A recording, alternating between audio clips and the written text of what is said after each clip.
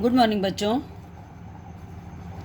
आज हम लोग भारत की खोज लेसन 2 तलाश, जिसके बारे में हम लोग बच्चों एक्सप्लेन कर चुके हैं। क्वेश्चन आंसर भी कंप्लीट हो चुके हैं। आज आपको हम इसका संक्षिप्त विवरण देने जा रहे हैं बच्चों। ठीक है, देखिए तलाश में सबसे पहला पॉइंट है बच्चों जवाहरलाल नेहरू जी का भारत के अतीत की झांकी। इसमें बच्चों पिछले कुछ सालों में नेहरू जी के मन में बच्चों भारत ही भारत रहा है। वे अपने बचपन के दिनों को बच्चों याद करने की कोशिश करते हैं कि वह तब कैसा दिखता था, क्योंकि भारत बच्चों जवाहरलाल नेहरू जी के खून में रचा बसा था। बच्चों उन्होंने इसे एक बाहरी आलोचक की नज़र से देखना शुरू किया। वे अतीत के अवशेषों को नज़रअंदाज कर रहे थे, इसलिए उनके मन में बच्चों शंकाएं उठ रही थीं। उसी समय बच्चों उन्होंने मोहनजोदड़ो में गए। वहाँ पर बच्चों उन्होंने एक प्राचीन नगर के घर की गलियाँ बिखरी पड़ी ही थीं। वहाँ की सभ्यता बच्चों, यह सभ्यता जो थी 5000 वर्ष पहले की बताई जाती है। इसे लेकिन देखकर आश्चर्य होता है बच्चों कि इतनी पुरानी सभ्यता लगातार निरंतर बनी रही है। उन पर बच्चों भारत के इतिहास और विशाल प्राचीन के साहित्य ने गहरा प्रभाव डाला। उन्होंने बच्चों कई बाहरी यात्रियों के साथ भारत की यात्रा भी की। वे हिमालय पर्वत पर भी घूमे। पहाड़ों से उनको बच्चों विशेष लगाव था।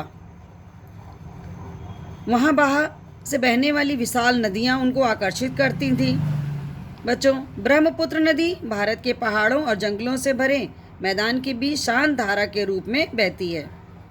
यमुना नदी के संबंध में अनेक पौराणिक कथाएं हैं बच्चों, और इसके संबंध में हजारों गाथाएं भी हैं। और गंगा नदी की महानता उससे भी बढ़कर है। इन्होंने बच्चों और अन्य यात्राएं भी की थी। वे शहर के पुराने शहरों में जैसे आगरा, दिल्ली भी गए, इलाहाबाद, हरिद्वार गए। और यहाँ पर इन्होंने बच्चों गंगा स्नान करके, जहाँ पे ये देश से विदेश से लोग आते हैं और अपनी आस्था से सदियों से लोगों को अपनी ओर ये खींचती रही है बच्चों। इसी समय बच्चों अशोक के शिलालेखों आदि के माध्यम से वे अतीत की उन्होंने काफ़ी जानकारी उनको मिली। इतिहास की एक लंबी झांकी बच्चों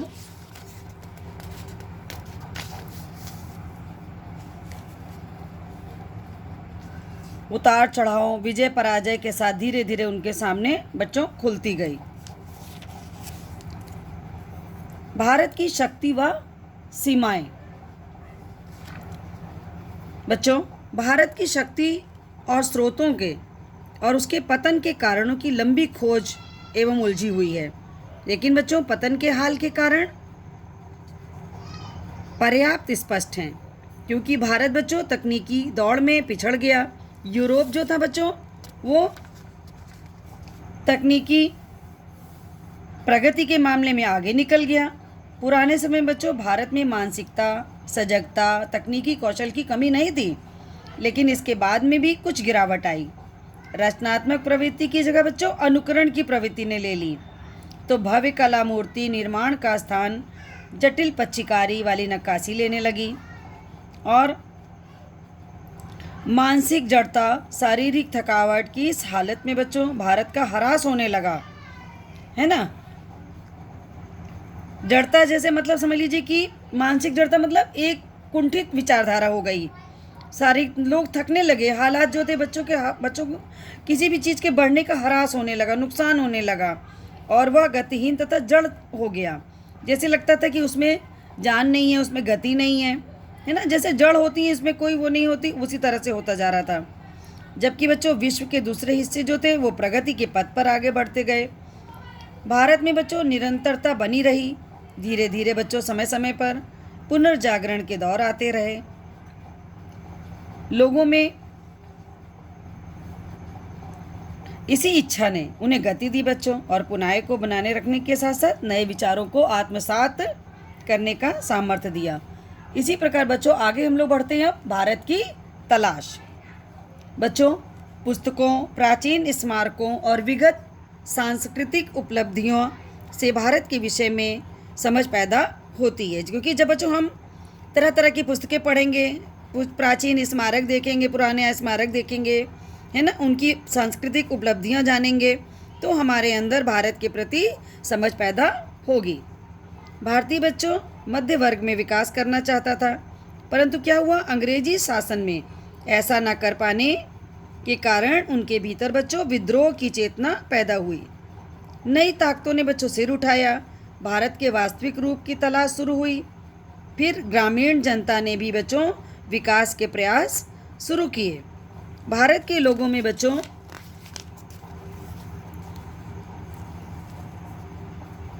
विविधताओं के साथ वास्तविक अस्तित्व है। उन्होंने अपनी बच्चों प्राचीन सांस्कृतिक परंपरा को अब भी बचाकर रखा है। पिछले 200 वर्षों में उन्होंने जो बच्चों अत्याचार झेला, बहुत कुछ तो इसी के कारण समाप्त हो गया, फिर भी कुछ बच्चों ऐसा बच गया जो सार्थक है, और उसके साथ बहुत कुछ ऐसा है जो निरर्थक और अनिष्टकर भी है। इसके बाद बच्चों अगला है भारत माता अर्थात भारत देश। बच्चों भारत का नाम किसके नाम पर पड़ा था बच्चों? भरत के नाम पर।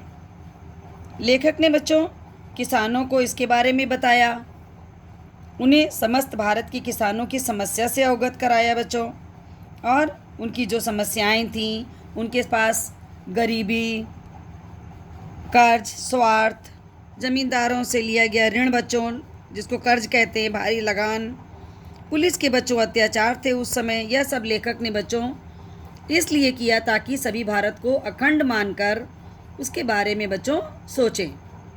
इसलिए जब विभिन्न सभाओं में लेखक भारत माता की जय के नारे सुनता तो प्रश्न करता है कि यह जय किसकी है बच्चों? अपने गांव, जिले, राज्य या समस्त भारत की? फिर वह उन्हें बताता है कि भारत माता मूल रूप से क्या है, जो यहाँ के हम लोग हैं, लाखों लोग हैं, वो सब क्या है बच्चों? ये भारत माता के अंग हैं, अंश हैं। उनकी जय का अर्थ होता है बच्चों देश की जनता जनार्दन की जय। जैसे जैसे यह विचार लोगों के दिमाग पे बैठता गया बच्चों, उनमें एक नया उत्साह पैदा होता गया। लास्ट है बच्चों इधर भारत की विविधता और एकता। बच्चों भारत की विविधता क्या है? अद्भुत है, प्रकट है कि इस सतह पर दिखाई पड़ती है। उत्तर भारत और दक्षिण भारत में बच्चों रहने वाले लोगों में पर्याप्त अंतर है। इस्लाम के आने के पहले बच्चों बौद्ध थी, और उसके पहले वैदिक काल में हिंदू थी। भारत के बच्चों विभिन्न भागों में रहने वाले लोगों को अपनी अलग अलग विशेषताएं हैं। उस पर भी बच्चों भारतीयता की गहरी छाप है। बंगाली, मराठी, तमिल, उड़िया, असमी, सिंधी, इस तरह से बच्चों भाषाभाषी जनता से बसा हुआ यह विशाल मध्य भाग सैकड़ों वर्षों से बच्चों अपनी अलग पहचान बनाए रहा। प्राचीन भारत में बच्चों अपने आप में एक दुनिया थी, एक संस्कृति और सभ्यता थी, जिसने तमाम चीज़ों को आकार दिया था। विदेशी प्रभाव आए, अक्सर उन संस्कृति को प्रभावित करके उसमें समा गए। बच्चों भारत की एकता और घनिष्ठता का पता इसी से चल जाता है कि हर भारतवासी भारत के किसी भी हिस्से में अपने घर के अपनेपन की अनुभूति करता है बच्चों, जबकि किसी अन्य देश में जाने पर ऐसा नहीं होता। विदेशों में भारतीय आज जब बच्चों राष्ट्रीयतावाद की अवधारणा कहीं अधिक विकसित हो गई है, भारतीय विदेशों में अनिवार्य रूप से राष्ट्रीय समुदाय बनाकर विभिन्न कारणों से एकजुट होकर हर व्यक्ति बच्चों मन में अपनी मातृभूमि की अलग अलग तस्वीरें हैं। लेखक भारत में दूर दूर तक फैले मैदानों तथा गांवों में बारे में सोचता है बच्चों, और यहाँ होने वाली बरसात, प्रकृति सौंदर्य, मौसम, कस्बों, हिमालय आदि के बारे में भी बात करता है। कश्मीर की पहाड़ी घाटियाँ अर्थात अपनी मातृभूमि के विषय में सभी अपनी पसंद की तस्वीर बनाते हैं और उसे सहेज कर रखते हैं। बच्चों लास्ट है इसका जन संस्कृति। भारतीय जनता का जीवन बच्चों गतिशील है। लेखक उन सूत्रों को खोज लेता है जिनसे लोगों का जीवन अतीत में बच्चों बंधा है। उसे हर जगह एक सांस्कृतिक पृष्ठभूमि मिली जिसका जनता के जीवन पर बहुत गहरा असर था बच्चों। पूरी तरह निरक्षर और अशिक्षित लोग भी इस पृष्ठभूमि में हिस्सेदार थे। लोक प्रचलित अनुवादों टीकाओं के माध्यम से भारत के प्राचीन महाकाव्य बच्चों रामायण महाभारत तथा अन्य ग्रंथ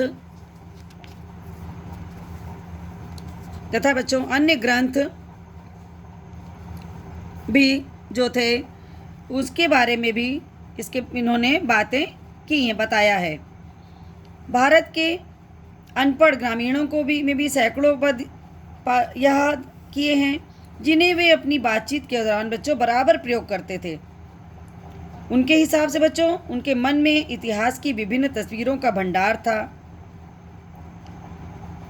महिलाओं में लावण्य नम्रता एवं गरिमा थी जिसे देखकर आश्चर्य होता है बच्चों कि तमाम भयानक कष्टों के बावजूद जिनसे भारत युगों तक गुजरता रहा, आखिर यह सौंदर्य कैसे टिका और बना रहा।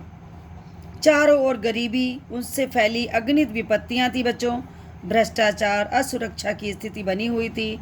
यह देखने में सुखद न था। यही भारत की बच्चों असलियत थी, लेकिन इस प्रकार की नम्रता और दयालुता थी जो हजारों वर्ष की सांस्कृतिक विरासत की देन थी, जिसे बड़े बड़े दुर्भाग्य भी मिटा पाया था, दुर्भाग्य भी नहीं मिटा पाया था। बच्चों ये तो आपका हो गया लेसन। अब हम लोगों ने इसके पश्चात इसके प्रश्न उत्तर किए थे बच्चों, जिसमें से सबसे पहला प्रश्न था बच्चों, पंडित जवाहरलाल नेहरू ने किले पर खड़े होकर भारत के उत्तर पश्चिम में स्थित सिंधु घाटी में क्या देखा। तो बच्चों आंसर है इसका, पंडित जवाहरलाल नेहरू ने किले पर खड़े होकर सिंधु घाटी में मोहनजोदड़ो की सभ्यता के अवशेषों को देखा। यह सभ्यता 5-6 हजार वर्ष पहले की थी। मोहनजोदड़ो की सभ्यता बहुत प्राचीन एवं विकसित थी। बच्चों ये हो गया question number 1 complete. Question number 2 है बच्चों, भारत के विषय में लेखक की क्या दृष्टि थी। आंसर देखिए बच्चों, भारत लेखक के खून में रचा बसा था। इसके बावजूद उसने इसे एक बाहरी आलोचक की नज़र से देखना शुरू किया, एक ऐसा आलोचक जो वर्तमान के साथ साथ अतीत के भी बहुत से देखे हुए अवशेषों को नापसंद करता था। बच्चों क्वेश्चन नंबर 3 देखिए, अशोक के पाषाण स्तंभ लेखक को क्या बताते थे। आंसर है, अशोक के पाषाण स्तंभों के विषय में लेखक कहता है बच्चों कि अशोक के पाषाण स्तंभ अपने शिलालेखों के माध्यम से मुझे एक ऐसे आदमी के बारे में बताते थे जो खुद एक सम्राट होकर भी किसी अन्य राजा और सम्राट से महान था। नेक्स्ट बच्चों क्वेश्चन है क्वेश्चन नंबर 4, प्राचीन भारत की क्या विशेषताएं थीं। बच्चों प्राचीन भारत अपने आप में एक दुनिया थी, एक संस्कृति और सभ्यता थी जिसने तमाम चीज़ों को आकार दिया था। विदेशी प्रभाव आए और इस संस्कृति को प्रभावित करके इसी में जज्ब हो गए, मतलब इसी में बच्चों समा गए। जब भी विघटनकारी तत्व उभरे, सामंजस्य के प्रयास से उन्हें रोक दिया।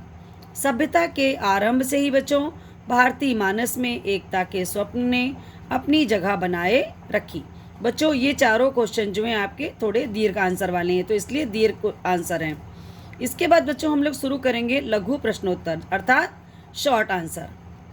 क्वेश्चन नंबर 1 देखिए बच्चों, हमारे देश हिंदुस्तान का नाम किस नदी से संबंधित है। आंसर देखिए, हमारे देश हिंदुस्तान का नाम सिंधु नदी से संबंधित है। बच्चों क्वेश्चन नंबर 2 है, महाकुंभ का मेला भारत के किन किन स्थानों पर लगता है। आंसर बच्चों देखिए, महाकुंभ का मेला भारत के प्रयागराज, जो बच्चों इलाहाबाद है उसको पहले ये प्रयागराज था, अब इसका फिर से नाम प्रयागराज हो गया है। तो प्रयागराज, हरिद्वार, नासिक, उज्जैन नामक तीर्थ स्थानों पर 12 वर्ष के अंतराल पर लगता है। अंतराल मतलब बच्चों यहाँ पर कि इतने 12 वर्ष के अंतर पर, 12 वर्ष के बाद। क्वेश्चन नंबर बच्चों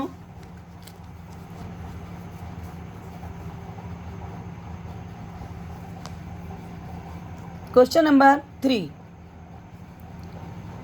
अजंता और एलोरा की गुफाओं की चित्रकारी किस धर्म से संबंधित है? आंसर देखिए बच्चों, अजंता और एलोरा की गुफाओं की चित्रकारी बौद्ध धर्म से संबंधित है। क्वेश्चन नंबर 4 देखिए बच्चों, अशोक ने अपना पहला उपदेश कहाँ दिया था? आंसर है बच्चों, अशोक ने अपना पहला उपदेश सारनाथ में दिया था। देखिए क्वेश्चन नंबर 5, नेहरू जी भारत माता किसे मानते थे? आंसर देखिए, नेहरू जी भारत की जनता को ही बच्चों भारत माता का मूल रूप मानते थे। उनकी जय का अर्थ है जनता जनार्दन की जय करना, इसलिए वे लोगों से कहते हैं कि आप सब एवं जंगल, नदियाँ, पहाड़ तथा बाग बगीचे सब में भारत विद्यमान है, अर्थात भारत आता है। बच्चों ये तो हमारे हो गए शॉर्ट आंसर। इसके बाद हम लोगों ने बच्चों रिक्त स्थान किया था, जो कि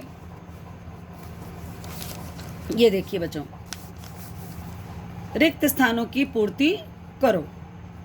बच्चों पहला है भारत का नाम भरत के नाम पर पड़ा। सेकंड है बच्चों, भारत के 2 महान काव्यों के नाम रामायण एवं महाभारत हैं।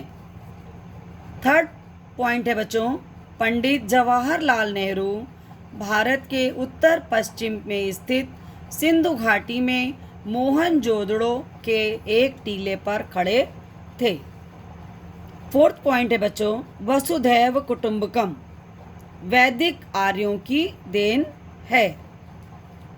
नेक्स्ट है बच्चों फिफ्थ, इंडस या सिंधु जिसके आधार पर हमारे देश का नाम पड़ा, इंडिया और हिंदुस्तान। ये तो हो गए बच्चों हमारे रिक्त स्थान। इस तरह से बच्चों हमारा ये लेसन पूरा कंप्लीट हो गया।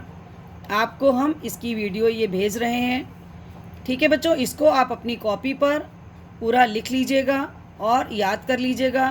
कल की क्लास में हम आपका 5 मिनट्स का टेस्ट भी लेंगे, इसलिए आप लोग इसे याद भी कर लीजिएगा। थैंक यू बच्चों।